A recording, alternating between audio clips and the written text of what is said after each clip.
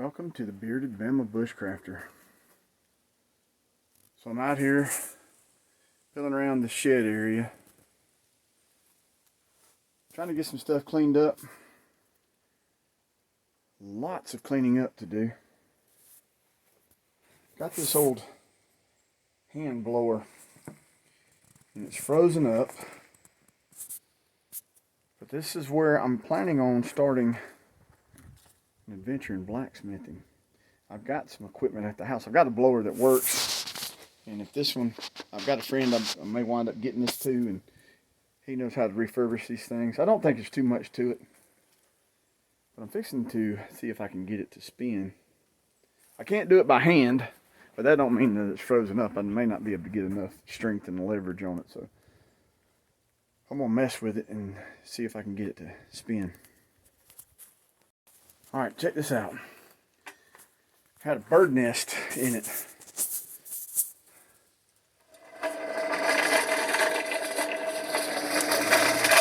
Man, that thing's spinning like a top.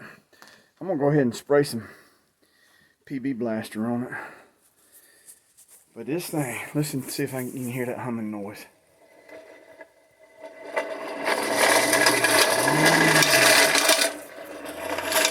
Watch the ground.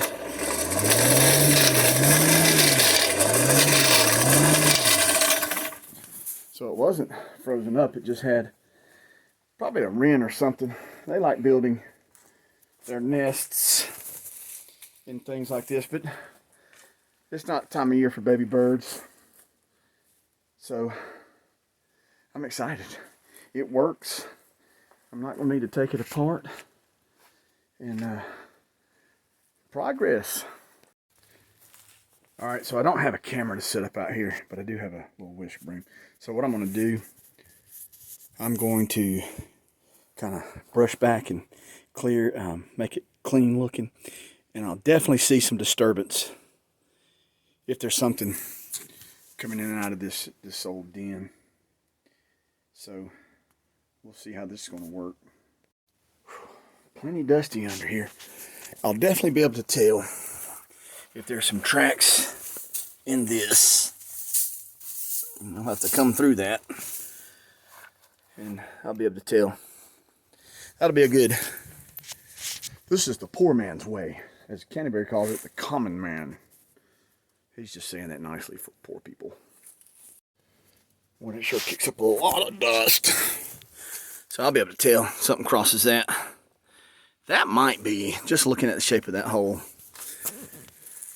that may be one of them armadillos climbing in and out of that one.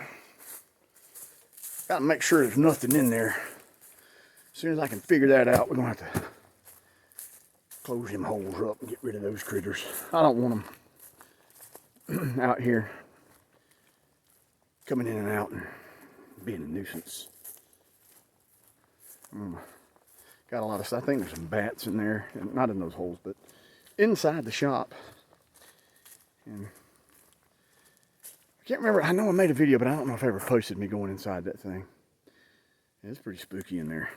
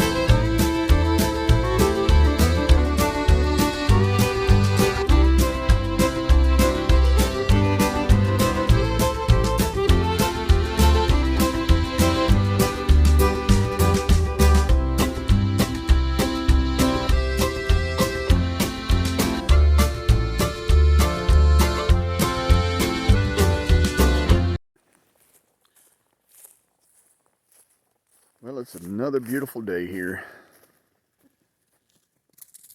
Got some little bit of clouds in that beautiful bluebird sky. A nice crappy cup of coffee.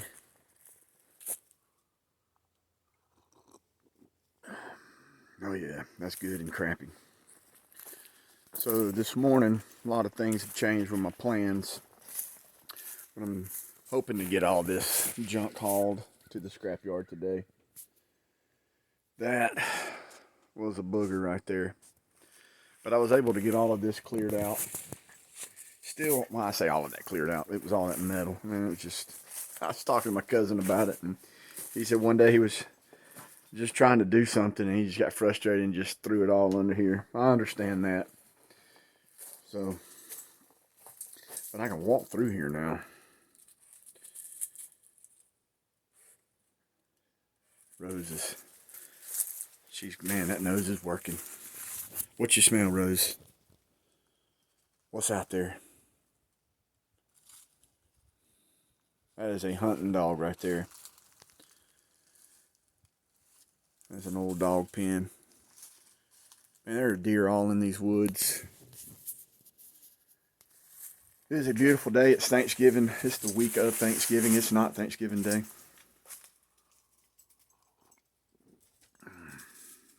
Sometimes crappy coffee's good, huh? There's so much stuff to... You ever visualize your dreams? And as we were talking about it yesterday, it's pie in the sky, you know. But I can see this shop. I can see it alive, and I can see things happening. My cousin, we were talking about blacksmithing, and he's going to draw out this design for this light that he has in mind for us to try to make.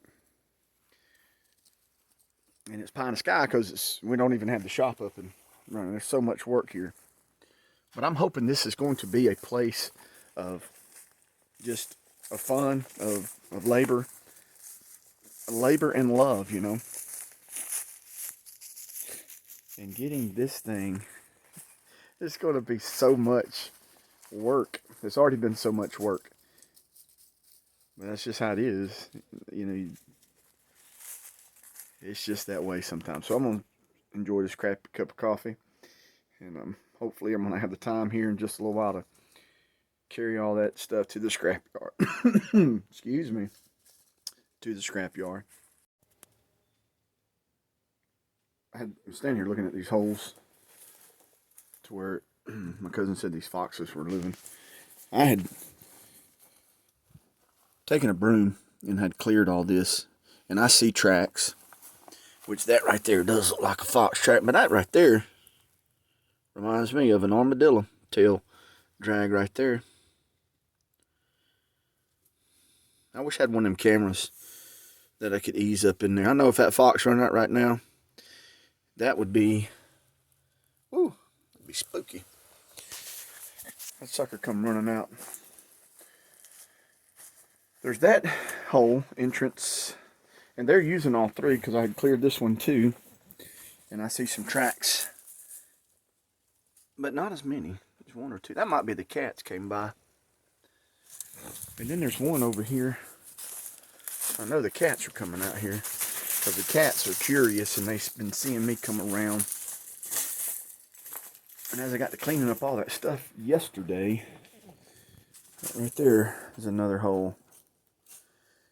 So they got a big old den under this slab of this shed. So it's going to be interesting to see how we get that taken care of. Around here on the back side, and I'll show you this. Squirrels or rats made that hole, and that's where they've been going in and out a lot. It looks like it's been a while since something's gone through there looking at the spider webs. And it doesn't look like there's much new activity inside the shed. Maybe me, you know, having a presence around it has made it less appealing for the squirrels and the rats. Look at all this, just over the years, with the woodpeckers. I think in one of my videos the other day I posted, I called them carpenter beetles. It's a carpenter bee, a big old honeybee looking things. They bore up into this wood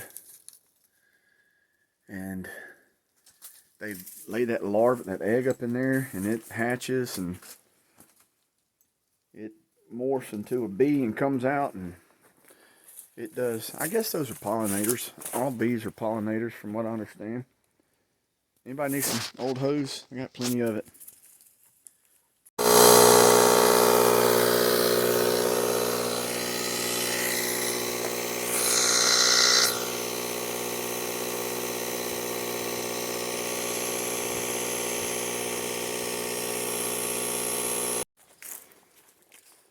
Alright, well, we're off to the scrapyard.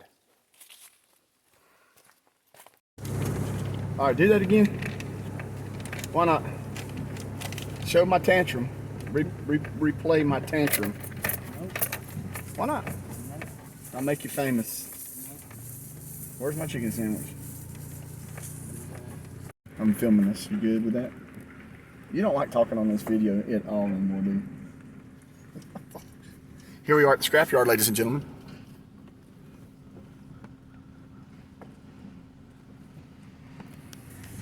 We're gonna pull over here and get out of the way, and that lady in that truck staring at us.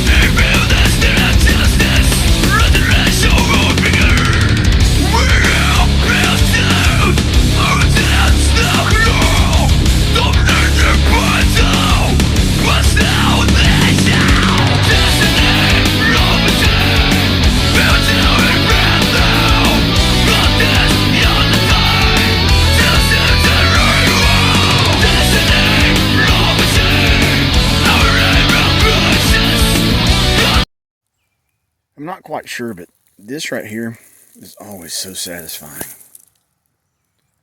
Just take that and bam, and it just busts right open. And you just have these little bundles, these little sleeves of the straw. And then I just take it and start spreading it out. This helps dry stuff up, and there again, it's just building that mulch. Building that layer up. Building it up to, instead of this boggy, swampy area that you see beyond the little fence there, little backdrop. The creek is down in that way. To this day, I have not been able to find the name of that creek, but it comes all the way down from the road.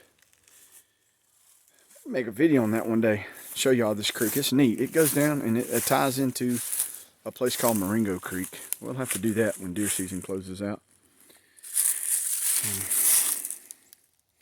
Someone or something has been down here. That's like a boot mark, don't it? Yep. It does, doesn't it? Boys probably down here last night. So, alright, let me get back to work.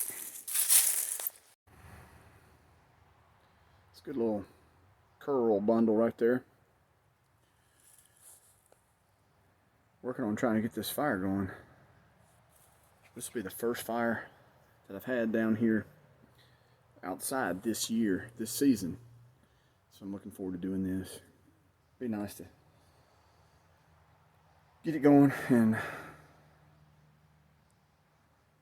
struggling with it right now because it's been raining, and when things are wet, it makes building a fire a little more difficult.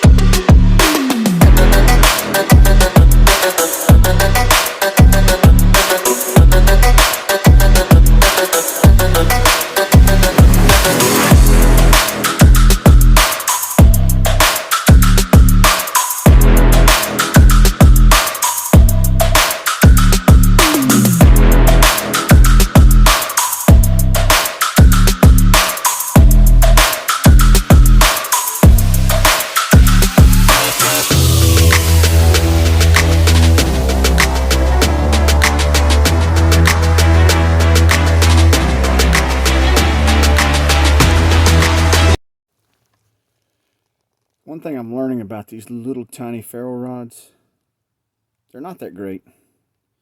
It's a cool necklace, but I'm thinking, how practical is it? If I was real cold and the dexterity of my fingers were limited, this is the striker that comes with it.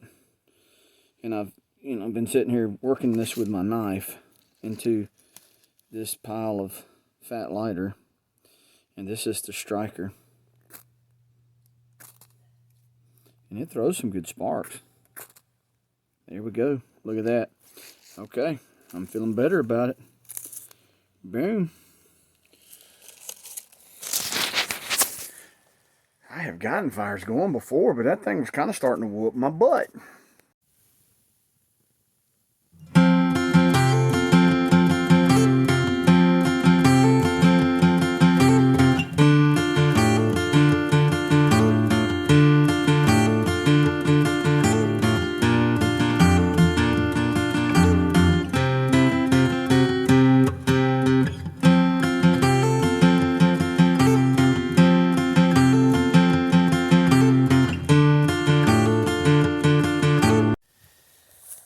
Coming down to the shelter. I love being outside. We have had some rain. We were in a drought. Smoke is swirling around. Love the smell of that. Look, check out this fire. Fat lighter was wet. Wood I had left out. Took me a little bit, but that's what you have to do. You have to build the fire up. I'm watching a lot of videos, and y'all like my Irish Rose cap from Boston Scally? And this thing is nice. They've got one that I think will be coming out, and I hope I can get. It's called a Kringle. It's a good looking cap. But this right here has become my favorite. Ordered. Got me a little Irish Rose hat pin. So back to the topic. Watch these videos and people do outstanding things on the videos. Like the one video where I took the big lighter, and this is some of the remains of that lighter. And you do get spark, real good spark. But I know I worked on that thing, and I worked on it probably a good solid hour. It's gonna take you a lot longer to build up the material. And the videos make it look too easy. Too easy. And it just does not work that way. So folks, y'all take these videos with a grain of salt, even my videos. I am not an expert by no means. I was sitting here thinking earlier as I was getting this particular fire going. And I love to watch that series alone. And I'm wondering, why don't those people ever carry a big lighter? Are they not allowed to carry a big lighter? Maybe not. But they have all these. I would not depend on this. This is what kind of word is that? Have become kind of a thing that I'm thinking about is, and I see their videos and they start the fire step by step and boom, fire's going. And what I was saying earlier, let me stop this and get this necklace off. Okay, when I was using this to start the fire, this is a little piece of ferro rod. And in a perfect environment where you're not fatigued, where you're not afraid, where you're not cold, this is going to work good. You can have the time to sit there and get your fire. Now, I scraped with my knife quite a bit of the material off, and it finally took that. With this ceramic striker, it lit. If I was real cold and you're sitting there and you can't even do this, or you got a big pair of gloves on, this little booger right here is going to be hard to get a fire going with. So y'all think about that. I'm not knocking this product. I like it and I use it and I will continue to use it. But you got to think about these things. I guess it kind of goes back to the repetitiveness of carrying things. I've got this. I've got my Bic lighter, which I've just put a new one in my case. So this is full of fuel. And those are two forms of combustion that I have on me right now. You should have a minimum of 3. And normally, well, I do have my bag sitting right there, and in it I've got a fire striker and some flint. Let me get that out. Thought I heard something, but just not. In my haversack that I brought with me, this Blackbeard fire starter, this stuff, this is amazing.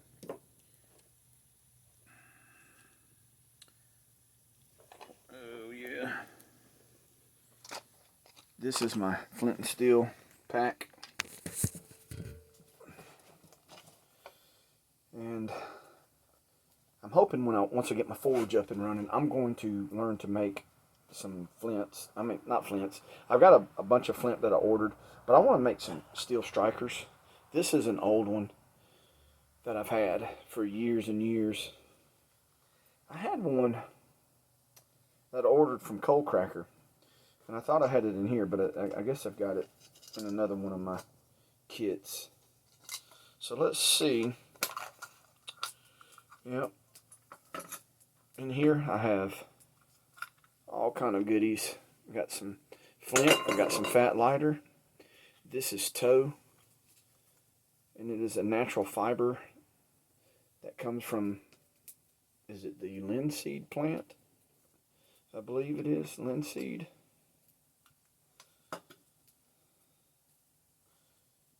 And here is few sparks flying right there. Boom, boom. So you have to keep your flint worked, which I need to get this sharpened. The sharper it is, the better it hits that steel. See that? Man, that's some good sparks right there. And that's a lot sharper. And, you know, basic knowledge of fire starting. This is just like a big lighter. In the essence, that's flint and steel. And this is, you see the spark? You want to have your bundle made up. You want to catch that spark and let it ignite and have your fire. So, I do have, I don't know, I think I've talked about this in the past too. Beeswax candles. We were making these one time, and I've had this piece of candle for a long time. And it's good if you're out and you get your little flame going. You light your candle, set it somewhere safely. You have your sustained flame. Then you can work and get your fire going. I think a lot of times what we do, we wait too late when we get into our camp just to get a fire going. We may need to make that judgment call, whatever we've been doing. And maybe it's time just to get out and get our bedroll out and get in it and warm ourselves like that and not worry about a fire. But fires help us so much psychologically. Just to have a fire going, just sitting here with this fire, it makes me feel good just to sit here and look at it. Sitting down here at night with a fire, it's so comforting, and we call it Ranger TV. It's the best form of television that you can have. Let me go and say this. To fine folks at Wazoo, y'all have some awesome products. So I doubt anyone is following me or watching these videos from Wazoo. But if you are, your products are awesome, and I love them. Excuse me. However, I'm just making some observations here. And as always, in most videos, everyone is safe. Everyone is in an environment where they're okay.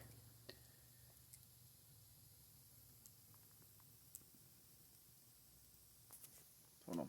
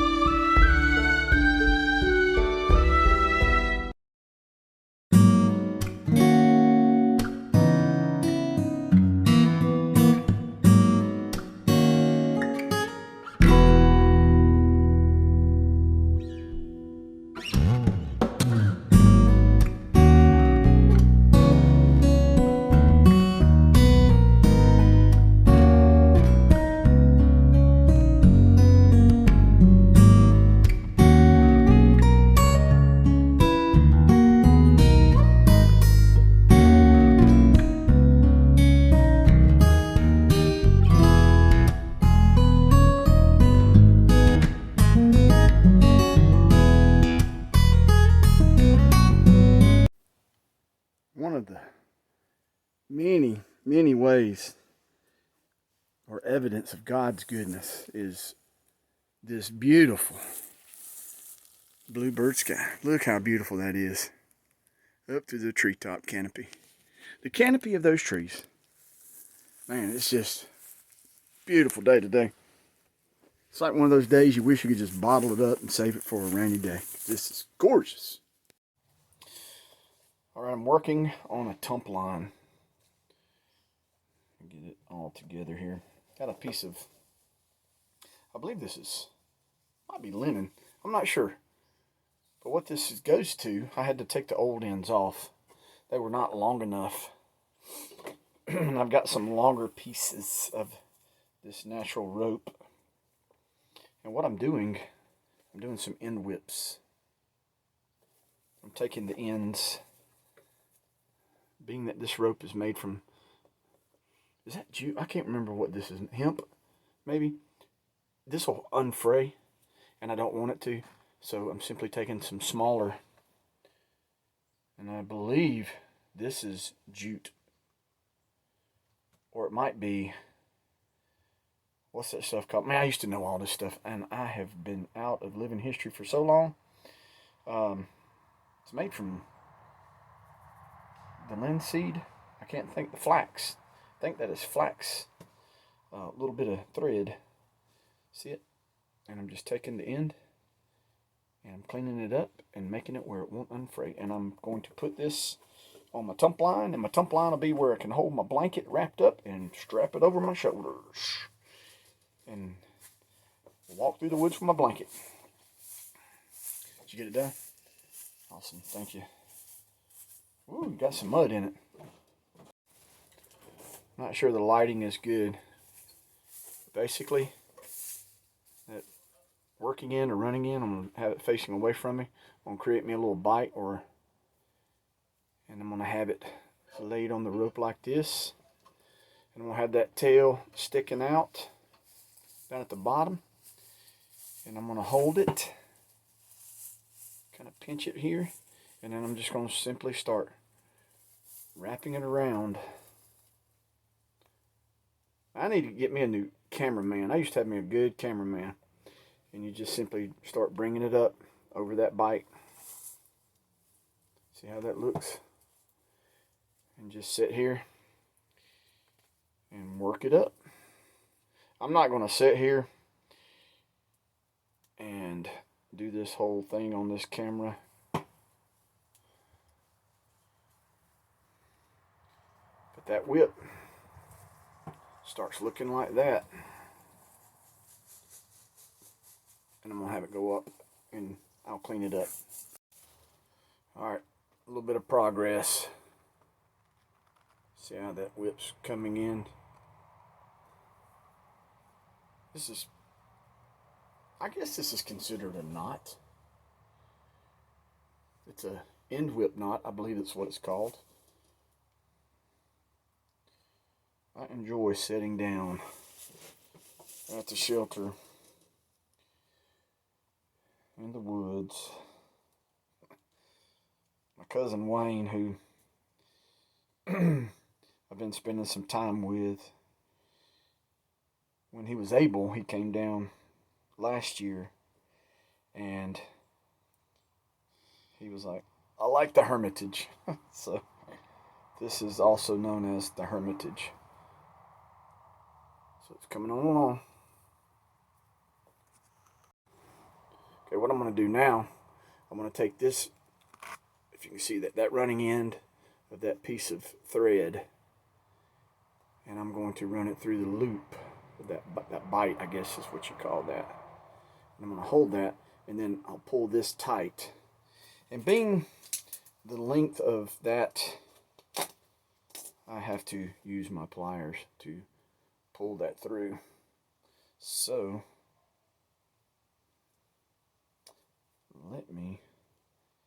there we go. Have to readjust. And then that cinches down. I pulled that end back that I had run this end through the loop, and it bites down and secures everything, tightens it up. And then I'll just clean this up. And then this piece is done. So there you have it. Now if this was a piece of nylon rope, I could take my lighter and light that, and then I could kind of wet it and mash it, and it would make a good little blob that'll dry, and it would even make it more secure. So this piece, I have 2 end whips. Oh wow, almost got them the same exact length. Look at that. So that piece is finished. And now I've got this other end. See how this rope it comes unfrayed? I think this is like a 3-ply, and then each one of the plies are 2. Yep. Braided there. One of the things to keep in mind when you're doing the whip is keep everything tight, and just, I guess that's the whipping motion, why it's called a whip, and it's at the end of a rope, so it's an end whip. And it does have a knot in it. I think this rope is called manila rope. It's natural fibers. Sometimes it's hemp, which can make some pretty strong rope. We used this rope. It was more authentic. It's got a very unique smell to it. And this stuff makes good. So I'll keep the trimmings for my fire kit, because it makes excellent bird nests. Utilize everything that you can.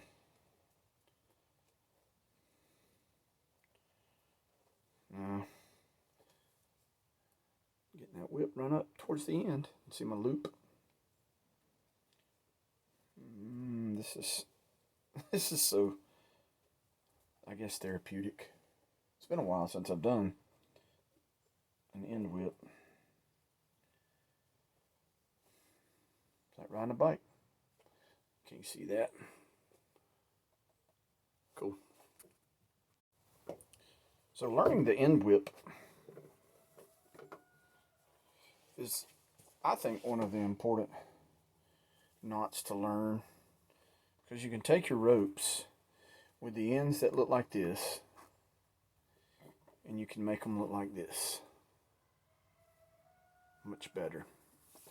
Mo nicer.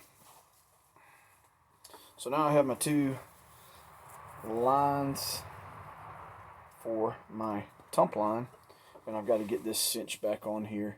This is basically my shoulder strap.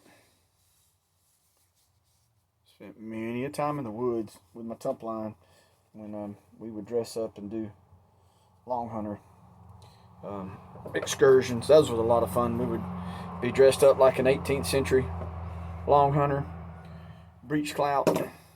We'd have our black powder flintlocks.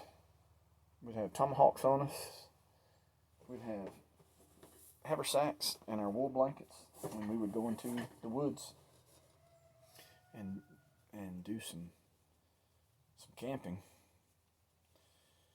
We tried to do some hunting sometimes. I've only killed 1 deer with my black powder, and that was a lot of fun. That was a whole lot of fun. Hope everyone enjoys this video. Kind of a collage of this past week. Little mini videos put together. It is such a beautiful day. It is the day after Thanksgiving. And one more gander at that beautiful bluebird sky. It is a beautiful afternoon. I think it's about 59, 60, low 60s, high 50s. It's beautiful. Appreciate everyone, as always. Thank you everyone who supports this channel. If you like this video, go on and smash that like button. If you're not a subscriber, hopefully you'll hit that subscribe button. Follow along on these adventures.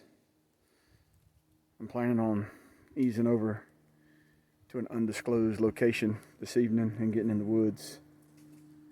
May do an overnight. Got some gear together. Just kind of want to get in the woods and set up a little camp and here just sit in the woods, sleep in the woods. See what kind of noises I can hear during the night. Maybe even get a deer before dark or get a deer first thing in the morning. I know I've had camp set up before. It's been a long time since I've done that, and be sitting there and deer come just ambling by. Those are good times. So hopefully be able to get over there and do that. All right, guys. Appreciate y'all. Take care.